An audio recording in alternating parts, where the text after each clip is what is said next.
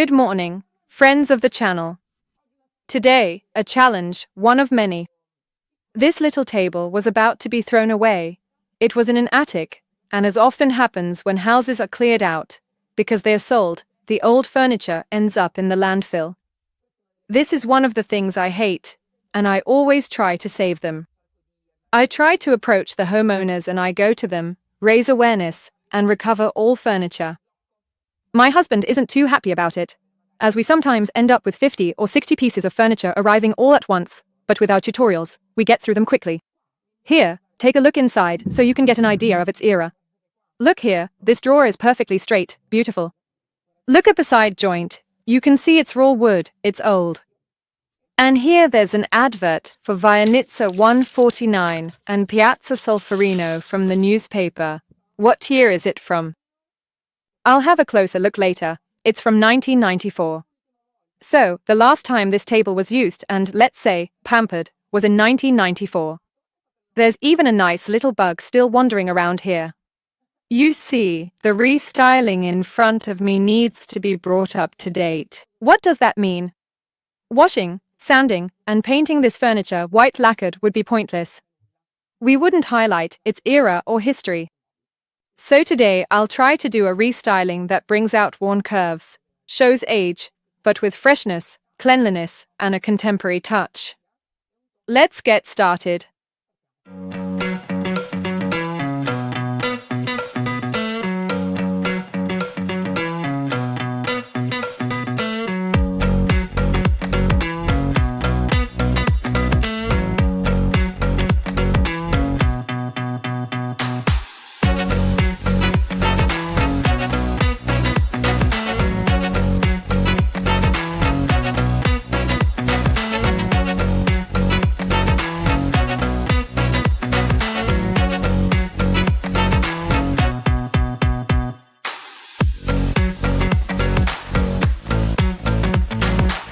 Let's start by getting rid of the flaws.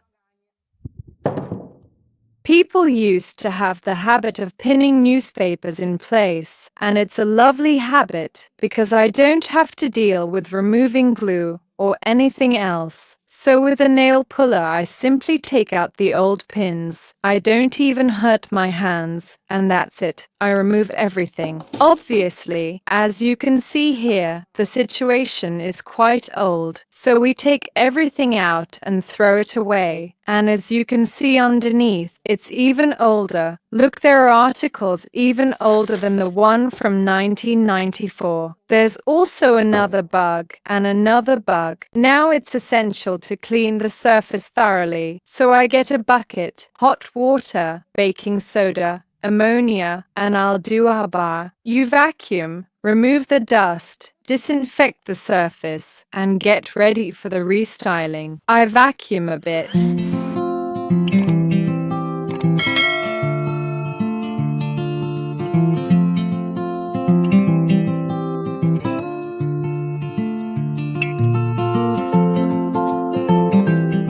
Since the inside of this drawer has a bit of dry mold, some newspapers, it's in quite a bad state. Before starting the restyling I sand it down a bit, so I clean up the surface.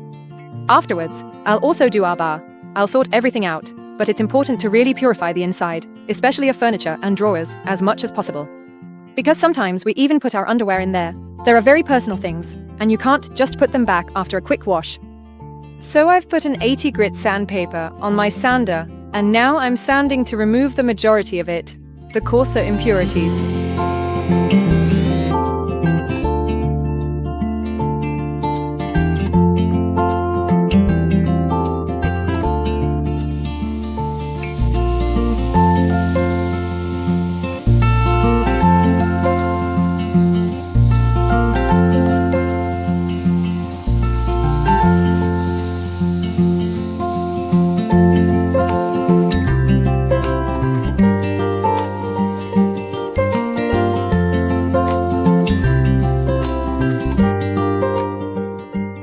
Up here I'll do our bar too, so it doesn't matter if it's sanded, but since I have the sander in my hand, I'll quickly go over it to remove some pieces of wood that are coming up, some splinters. It's always better to be safe than sorry.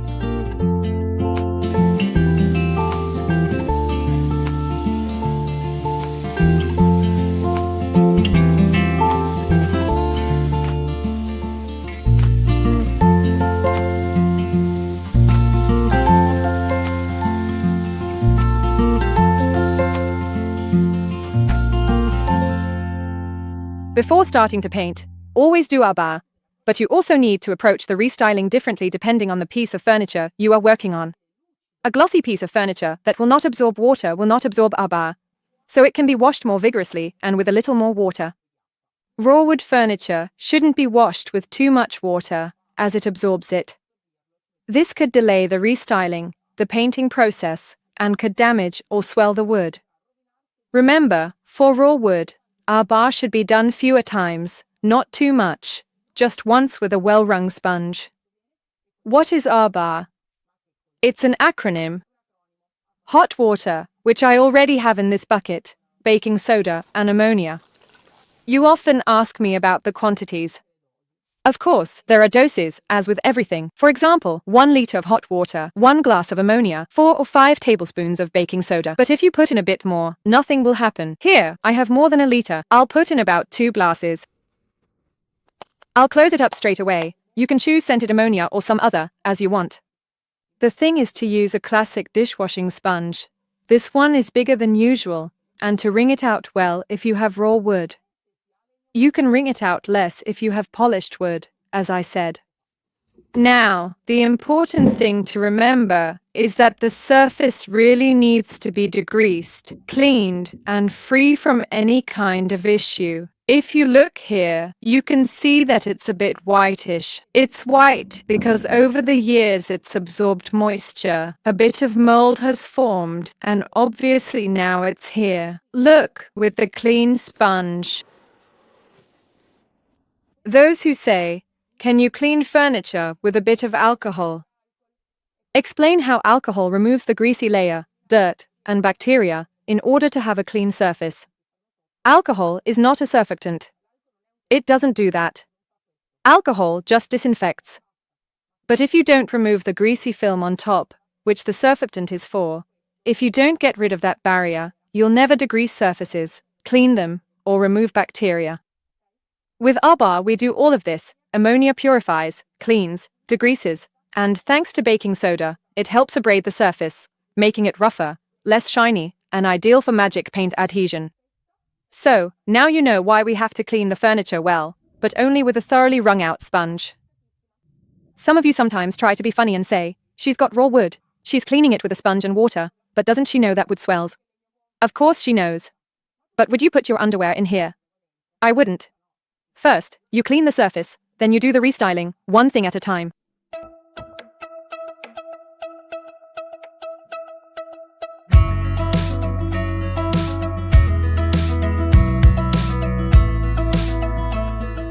This is important, and I can see you, because I know it's something you never do.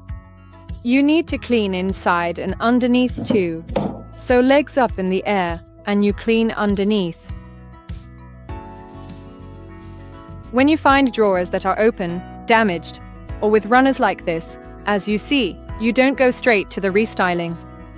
You need to use some common sense and realize that they need to be fixed first.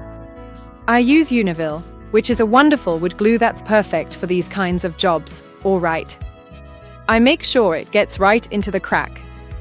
I wipe off the excess like this, so the crack is properly filled. Then I add some nails with my nail gun. If you don't have one, you can use fine, headless nails.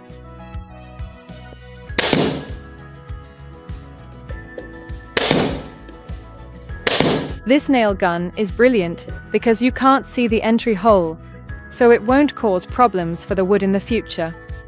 This is because the nail is so tiny that it won't damage the wood or create grooves. Now I'll put it back in to let it dry. It'll be held by the nails, and I'll carry on. On this wooden structure, I'll create a textured base layer. How do you do that? You take paint, put it in a container like this, an old cup. I've already stirred the paint for quite a bit. Remember to stir your color well for at least 2 minutes. I put in a bit, not too much, at most. I'll make up my mixture a second time.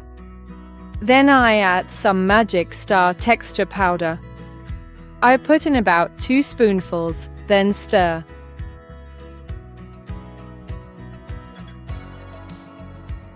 At this stage, it's always best not to add water because otherwise it would be absorbed by the wood, and that's not what we want. We don't want the wood to swell. As you can see, I stir with the brush because the bristles scrape the bottom of the cup, so nothing goes to waste and it blends perfectly. We're almost there. This is the final mixture. Perfect. The consistency is right, like this. Almost like the base of a sponge cake. I make sure to wipe the brush well, removing any leftover dust that hasn't blended in properly. Everything nice and clean, and I'm ready to start. But as I spread my mixture, what do? First of all, I use a rather rough brush, and this one is called Mivogliano Tut, and I use a soft moly sponge that looks like a sea sponge, but it's actually factory made. We're not out there tearing sponges from the sea, but it will help us achieve an even more textured, rougher surface. Let's get started. I spread a generous amount. And then, I immediately go in with the soft sponge, dabbing very lightly and gently, because in this particular case, I do not want a perfectly smooth brushstroke finish at all. Obviously, here it's better to apply 2 coats of paint. Once the first coat is dry, I'll apply another one. Obviously, this step is very simple to do, but don't be fooled. It's better to take it slow and dab it on well. By using this method, we can create a nice, basic, textured patina. The finish needs to be really rustic and rough.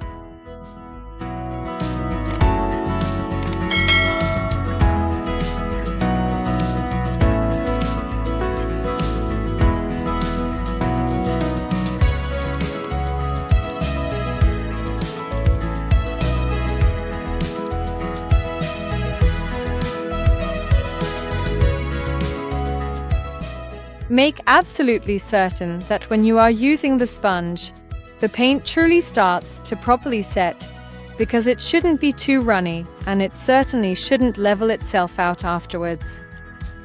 In fact, it really needs to remain raw and quite rough. The textured surface is really our main base, so if it's not raw and rough, we won't have the right foundation for the next decorative effects. So make sure, if you see that it's a bit too dry, because it's dried out in the meantime, just add a bit more. Build up more base, more texture, more roughness. And then go over it and fix it with the moly sponge.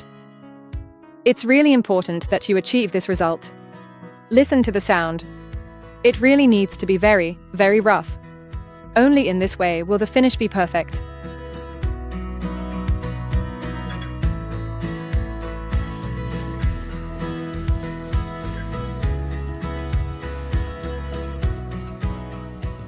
I don't go too deep when there are these really big dents or noticeable marks.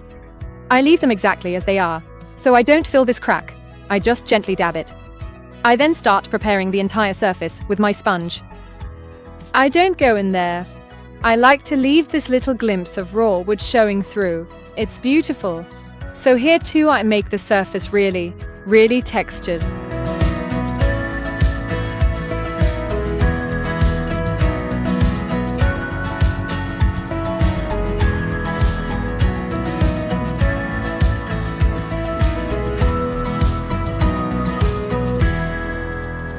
Over the surface, I'll apply a thin layer of Crackle gel.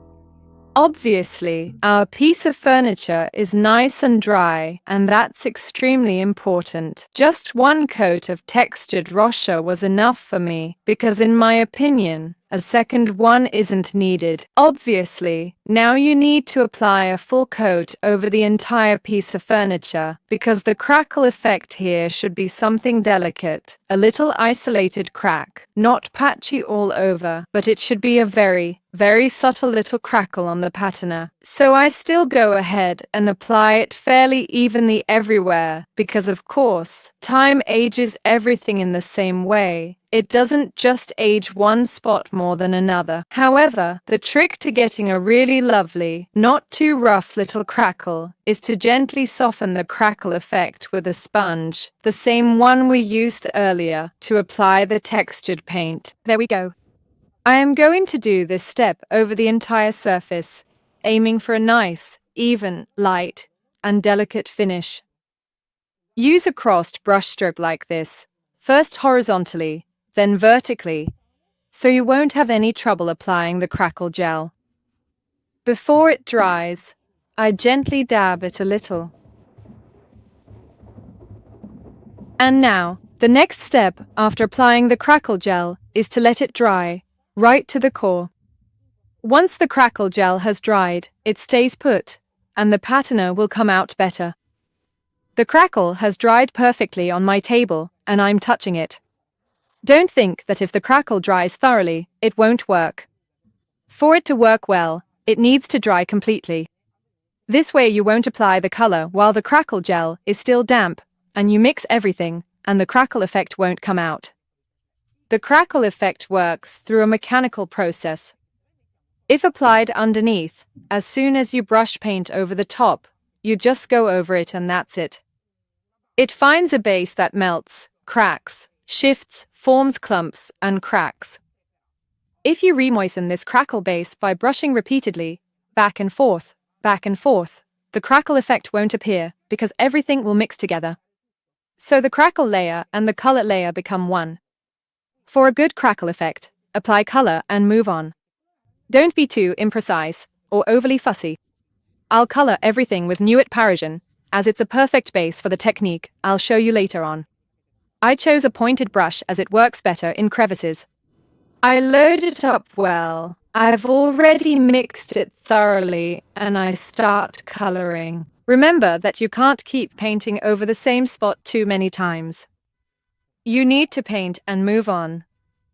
If you feel like going back over it, don't do it. I load the brush really well, even more, and off I go. I pass over it.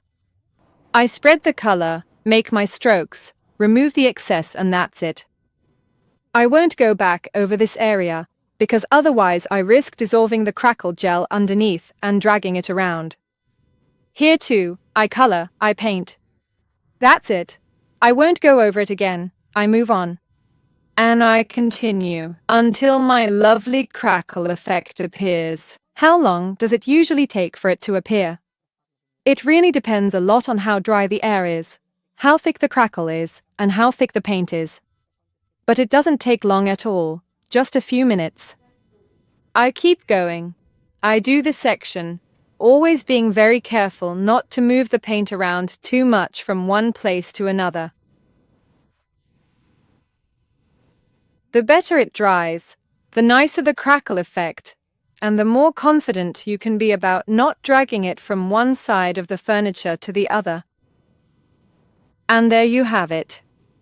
Now I'll show you a sped-up version of the drying process, using a quick method, a heat gun.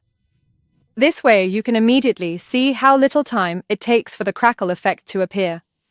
Did you see how light and quick I was when applying it? I didn't press down, I didn't go back and forth, I didn't use the brush as usual, holding it by the ferrule. And look here. Look at what's already happening. Look how beautiful these little cracks are. You can already see them because all these little cracks are coming out from the white base. Because the textured white base, made even more textured by the powder, has created an amazing, beautiful crackle effect. Obviously, the more time passes and the more it dries, the more these cracks will come out nicely and become even more noticeable. If in some spots the crack is stronger, it's because there was more crackle gel underneath. If in some places there's less and the crack is smaller, it's because there was less gel.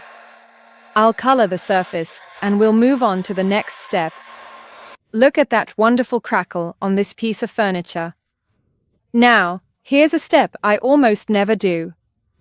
Textured powder to create a patina effect that I see and I don't. So, what do? I load up my spray bottle. I spray just a tiny bit of water onto the surface.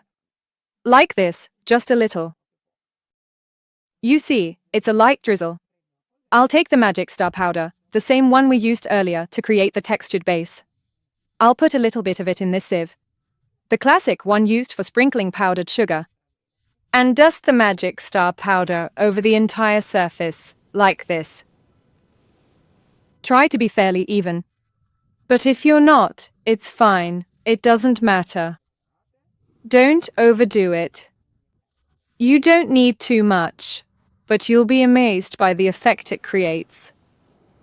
Obviously, we wait for the water we've put underneath to effectively trap a bit of the textured powder. I spray a little bit more water. And now, I take the Molly sponge, the same one I used before, and dab the powder.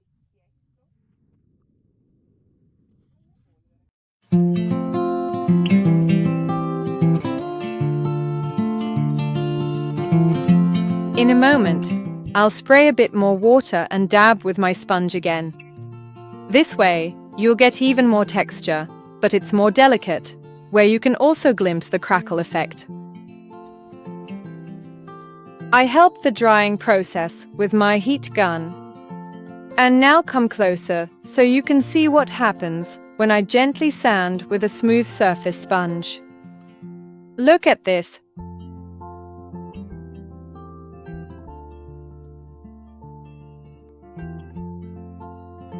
I am preparing the base, which will be this. For the next step, look at how the powder has settled into the cracks of the crackle and made it even more textured. Look at this. Just look at this amazing thing. Look how delicate the cracking is here as well. Look how beautiful it is. Because obviously it's done gently, by hand. The Magic Star powder helps with this process. Look here.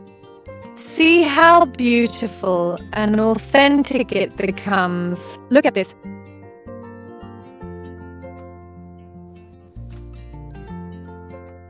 Right now, I remove the excess by dusting it off. To get rid of the majority of it, look what we end up with. Delicate. Look how, in the little cracks, a different kind of patina forms, which will obviously stay there. Circle and diamond pattern, a beautiful magic paint stencil, very sturdy and absolutely not easily damaged. Now I'll go to the side and position it, of course. I have to be careful because I can't secure it with tape, so I have to hold it in place with my hand. I position it and create this beautiful stencil using Vin Brulé and Bacio di Rosa. 2 stencil brushes and off we go. Bacio di Rosa, I drain a lot of the paint. I start and either dab or swipe, but remember, if you swipe you'll leave marks. So it's always better to finish off like this. I'll do 1 circle with Bacio di Rosa and 1 with Vin Brulé, and in the end I will worn them down. To speed things up, first I dab it, then I brush it to finish it off like this. I load it up, dab a bit, massage it a bit, and keep going. And I continue. I make a circle with Bacio di Rosa because I want to highlight the circles, and then another brush with Vin Brulé. You should always be careful, not all colors have the same thickness, so some might run underneath. So please, always test it first. Here too, once I see it's not running underneath, I can brush and dab. I carry on over the table. Some Vin Brulé, some Bacio di Rosa.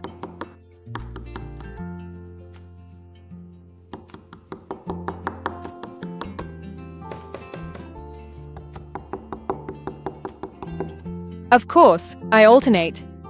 If I do Bacio di Rosa and Vin Brulé here, then here I'll do Bacio di Rosa, but I'll also mix it up.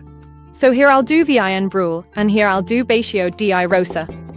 This way, the two same colors never touch, but will always form excess.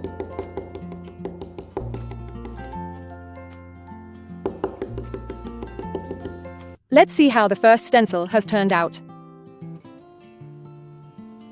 Voila! Now I'll carry on with my circles, and of course, then we'll go on to antique the whole surface, because we can't just leave it looking brand new.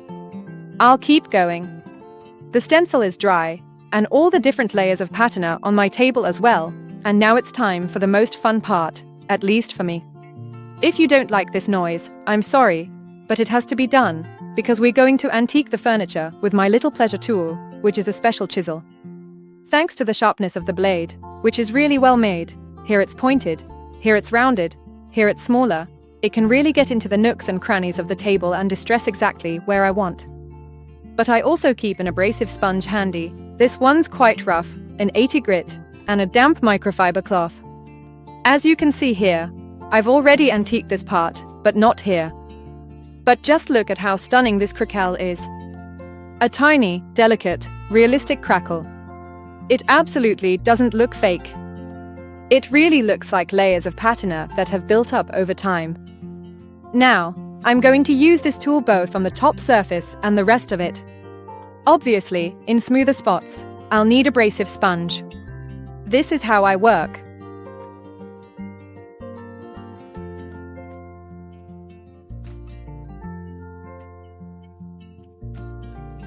I obviously want to wear out all the color coatings.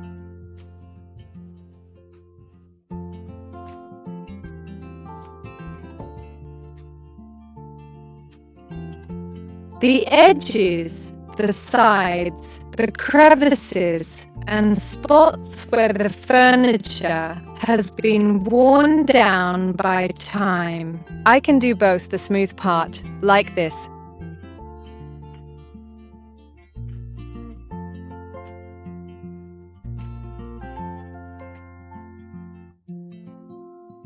And in other places, by doing it smoothly like this. Be careful not to do it too much, because in this spot, for example, there is a beautiful crackle pattern underneath, look.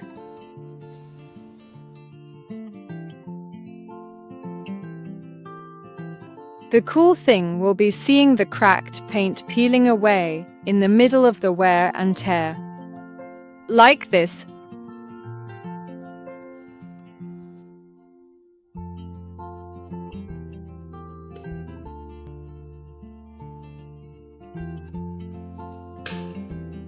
I move to the front part.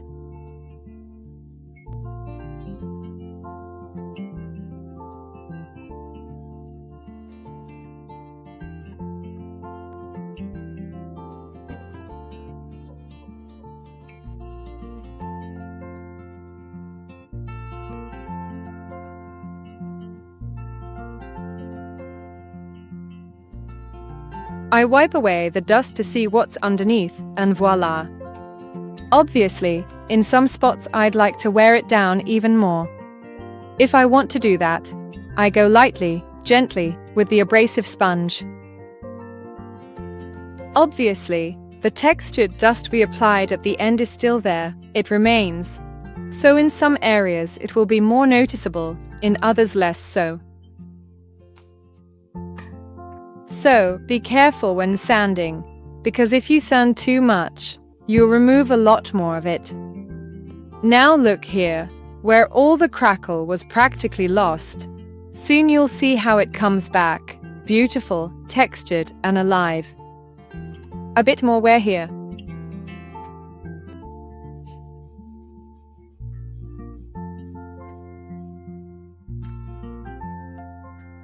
Oh well, you can't scratch off magic paint with anything, so don't try this with other paints, and enjoy this incredible show.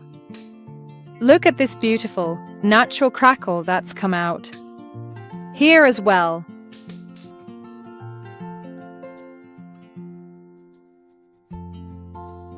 I'll carry on with the top part.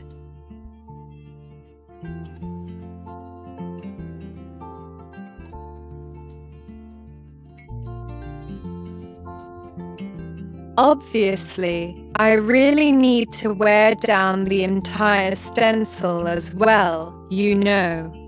And look what I get in certain spots when the crackle comes off from underneath. This is why you use this little tool, to get this chipping which, look, is really authentic.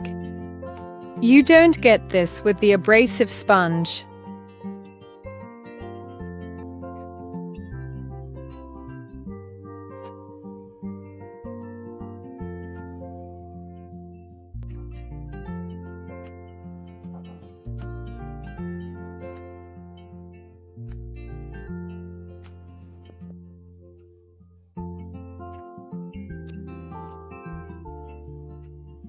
It's time to paint the inside because, to be honest, it looks a bit ugly. I don't know what will be put in here, so I need to make sure it's clean in the end. The wall is water repellent and scented, so I get 2 birds with 1 stone. But first, you need to come over here and see how beautiful this patina is. Look here. Look at these delicate crackle lines. How beautiful and original they are. Look here. When it cracks and flakes off. See? Look at how original and natural this crackle effect is. Let's say it's a crackle effect that, back in the day, was only possible with pigments or other techniques. But here, it's easy to create. I recommend you give it a try. Vin Brulé wall. If you need to do this in a few drawers, don't bother buying the largest can. We also sell the 125 milliliter one, which is more than enough for a drawer like this. And voila! 1 coat only. Full coverage. For the more precise ones, yes, you can give it 2 coats. But first, let it dry really well, because once it's dry it covers even better. So I give it a good coat all over. Check if there's anywhere that needs a little touch-up, and then we'll protect our restyling.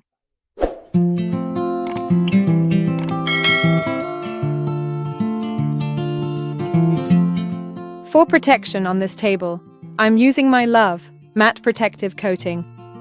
Why not wax? First of all, I could use wax as well, but since I don't know where this table will end up, because I will put it in my shop to sell, I prefer to protect it with the matte protective coating. Secondly, because I don't want the protection to be visible. So obviously, the glossy protective coating leaves a shiny finish, the satin finish, and the matte coating is invisible.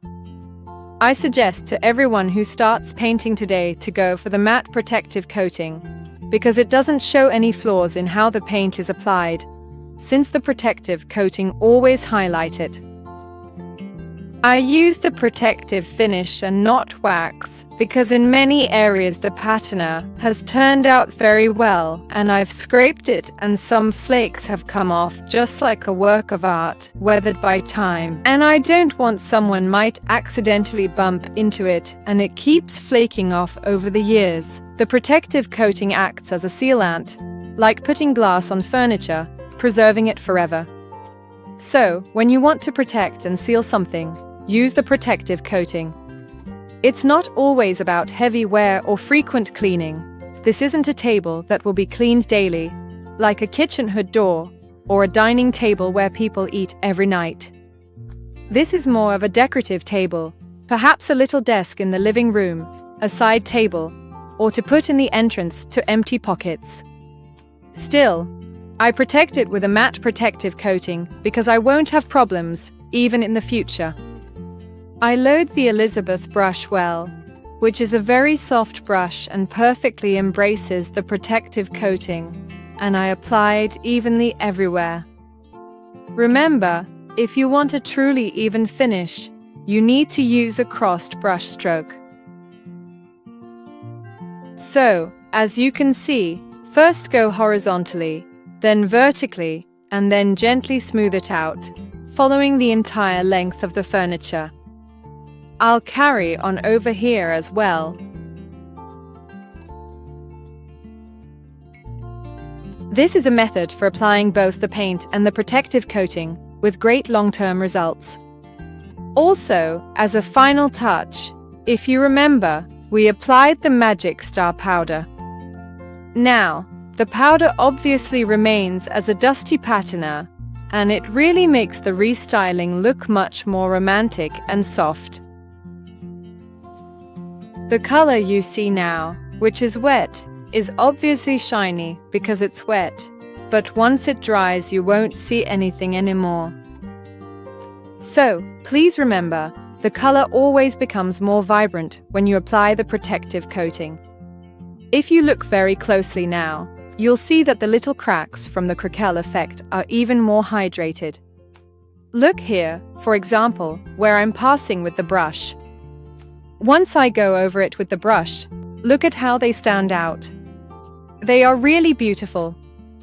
And in these areas, where the Magic Star powder has settled, it creates a really beautiful patina. I'll finish applying the protective coating and show you how it looks in its setting. This tutorial is finished as well. I have temporarily placed this table here in my office because I liked how these pieces matched together. It fits with the Castellamante colored wall and the neutral floor too. It's a popular flooring type in Italian homes, so it's not hard to find a spot in your house where it would look good. I put together these combinations because sometimes it's hard to imagine pieces in your home, but that's exactly where our job comes in, to introduce you to new techniques, combinations, and to help you put yourself in the shoes of someone and create this restoration for their house.